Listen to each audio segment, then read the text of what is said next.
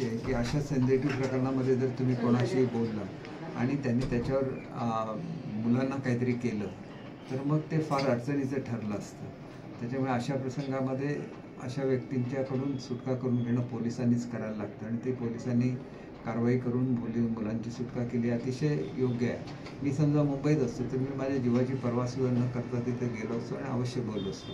परंतु फोनवर बोलताना एखादी जर चुकीची बाब त्याला वाटली असते आणि त्यांनी मुलांना काय केलं असतं तर मग ते वेगळाच अनर्थ त्या ठिकाणी घडला असतं. पण तुमच्याशी बोलून मार्ग सुटू शकला असता काही त्यातनं? नाही, मला असं काय, सध्या तर मी मिनिस्टर नाही, त्याच्यामुळे माझ्याशी बोलून काही घडलं असतं असं मला वाटत नाही. आणि माझ्याशी बोलायचं असेल तर मुलांना ओलीस ठेवण्याची काहीच गरज नाही, कारण मग वेगळी प्रथा पडेल. तुम्ही कोणी ओलीस ठेवतील आणि मग तुमच्याशी बोला म्हणतील तर मग ती एक प्रथा पडून जाते. ती प्रथा तशी चुकीची आहे.